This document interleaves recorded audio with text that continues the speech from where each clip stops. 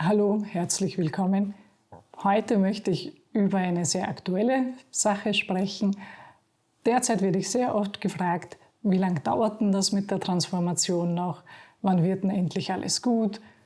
Was passiert als nächstes? Und dazu habe ich wirklich etwas Wichtiges zu sagen, deshalb dieses Video.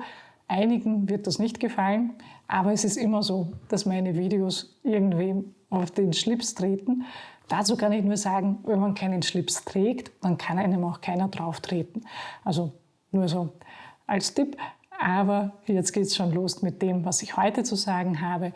Wir sind ja derzeit in einer recht turbulenten oder auch anstrengenden Phase und es werden sehr, sehr viele Informationen an uns getragen. Also wenn man ein bisschen in Social Media unterwegs ist, hat man ja so das Gefühl, es ist entweder gleich Weltuntergang, also da jagt eine Hiobsbotschaft die nächste, Krise, Krise, Krise, bald kommt die Zombie-Apokalypse. Und auf der anderen Seite haben wir das positive Pendant dazu. Da geht es irgendwie darum, die Menschheit erwacht, es wird bald alles gut, wir brauchen nur abzuwarten, genug Wasser zu trinken und das Paradies ist gleich da.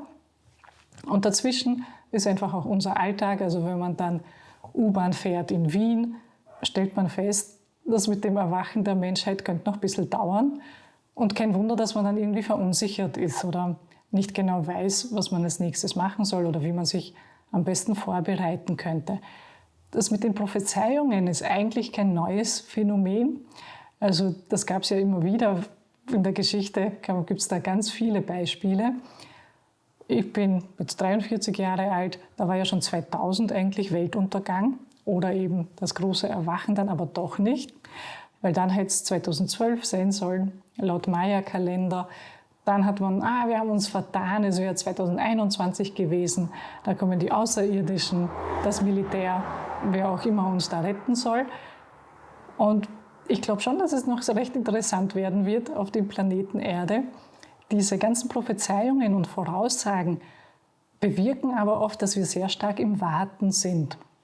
Wir hängen dann wie in einer Warteschleife fest und handeln uns so von Datum zu Datum. Also diese Finsternis, Mondfinsternis, Sonnenfinsternis, der Polsprung oder dieses politische Ereignis oder jenes. Und dann sind wir mit unserer Energie sehr im Außen und warten ständig ab, während das Leben irgendwie an uns vorbeizieht. Und dazu habe ich eine Botschaft bzw. eine Prophezeiung, die zu 100% stimmt. Ich kann auch gerne wetten. Ich trinke kein Bier mehr, also eine Kiste Olivenöl. Die Prophezeiung ist recht kurz und prägnant, also für all jene, die dieses Video nur angeklickt haben, weil Prophezeiung im Titel steht. Wir sind da bald fertig mit diesem Teil. Die Prophezeiung lautet, wir werden den Arsch selbst hochkriegen müssen. Nur du kannst dein Leben wirklich gestalten und das kann dir niemand abnehmen. Auch wenn wir Hilfe von außen haben, und die haben wir, werden uns bestimmte Schritte aber nicht einfach abgenommen. Es ist nicht so, dass dann die Außerirdischen kommen, alle unsere Probleme lösen und auch noch den Geschirrspüler ausräumen. Wobei ich das super fände, ja, weil den Geschirrspüler ausräumen ist wirklich nicht meine Leidenschaft. Sehr oft in der Früh muss ich den Geschirrspüler ausräumen und ich weiß, müssen ist so ein böses Verb, man sollte dürfen sagen, aber auch wenn ich sage, ich darf den Geschirrspüler ausräumen, ich fühle, ich muss den ausräumen. Also ich hätte nichts dagegen, wenn mir das dann jemand abnimmt. Und ich sehne mich dann auch manchmal nach diesen Dimensionen, wo man das nicht machen muss. Aber die Wahrheit ist aber, es gibt einfach bestimmte Dinge auf dem Planeten Erde, die sollten wir selbst angehen. Es werden nicht einfach irgendwelche Dinge passieren, die uns alles abnehmen.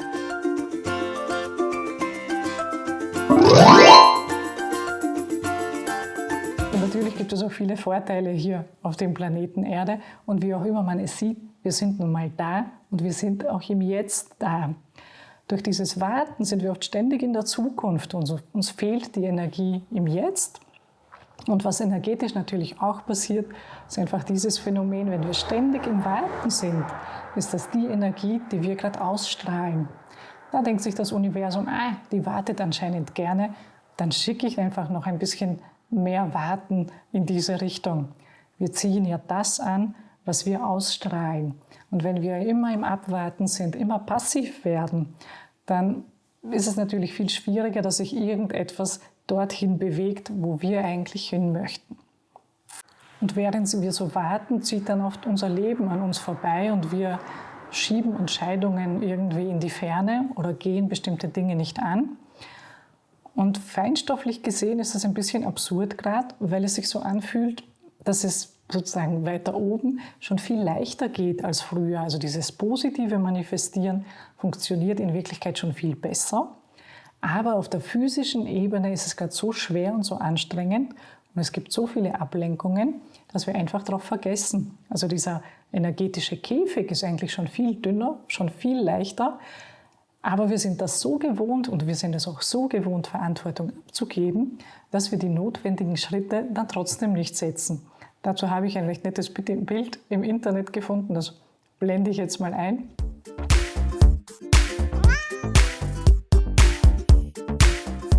Und warten an sich ist ja nicht prinzipiell etwas Schlechtes. Bestimmte Prozesse dauern einfach ihre Zeit. Aber es ist so, wenn ich einen Samen setze, dann muss man natürlich ein bisschen warten, bis da etwas Schönes daraus wächst. Die Frage ist nur, habe ich wirklich die notwendigen Aktionen schon gesetzt oder warte ich, bis einfach sich alles von selbst erledigt oder bis es im Außen irgendwie von selbst besser wird. Und da geht es darum, wirklich diese Energie ganz zu uns zu holen, weil unser Jetzt nun mal über unsere Zukunft entscheidet. Und auch wenn ich das nicht wirklich glaube, finde ich es trotzdem gut, sich manchmal zu überlegen, okay, was wäre, wenn sich in den nächsten 10 Jahren im Außen gar nicht so viel ändert? Wenn diese große Transformation gar nicht kommt oder dieser Weltuntergang gar nicht kommt, was würde ich dann gerne umsetzen? Wo will ich eigentlich hin?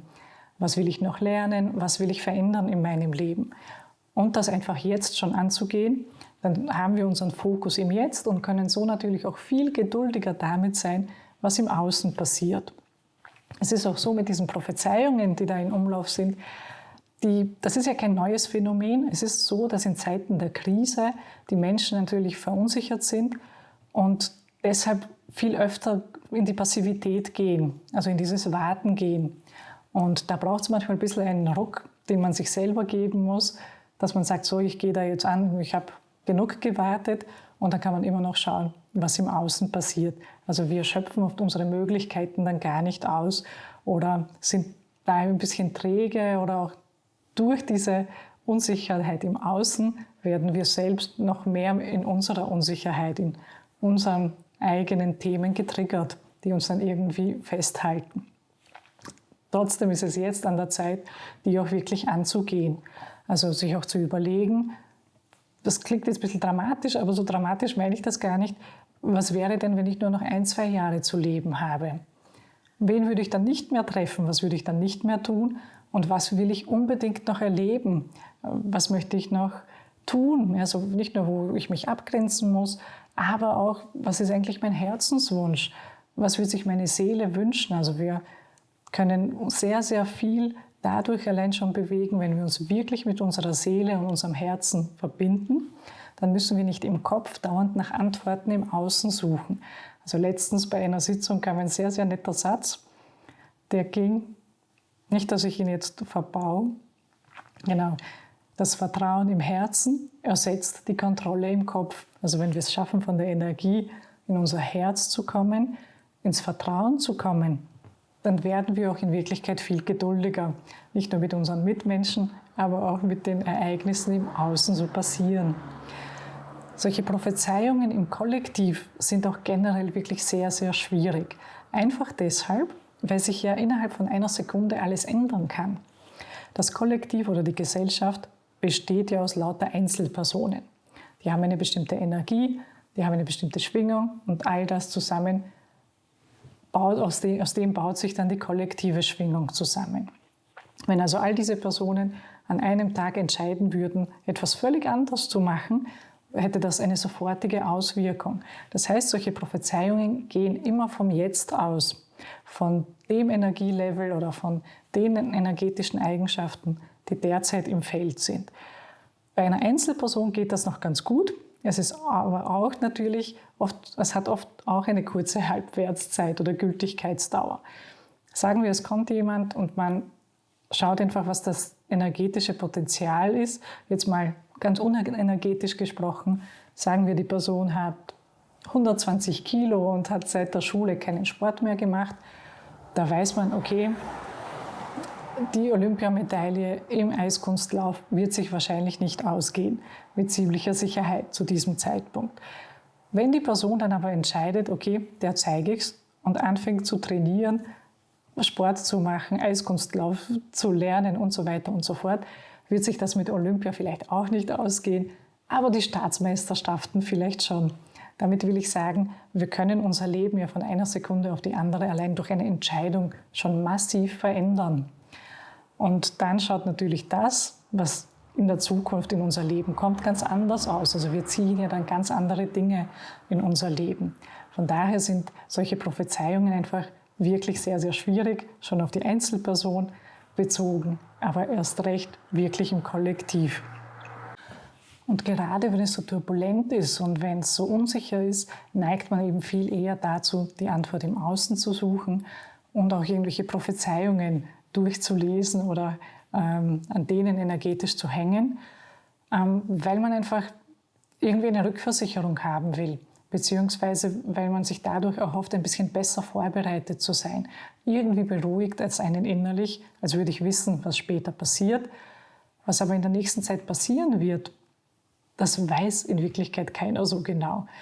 Es ist nur manchmal blöd, das einfach zuzugeben und zu sagen, du, ich habe auch keine Ahnung, es ist ja gerade so ein Chaos. Und deshalb gibt es natürlich viele, die hier viele Voraussagen treffen oder Prophezeiungen treffen, die aber oft irgendwie problematisch sind. Also problematisch in dem Sinn, dass sie uns vielleicht zu sehr im Warten halten oder noch unpraktischer in der Angst.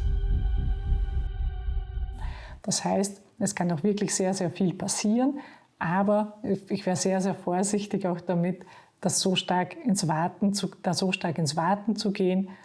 Und da finde ich es besser, den Fokus wirklich auf unser Leben im Jetzt zu legen, auch auf das, was wünsche ich mir wirklich. Warum bin ich eigentlich da?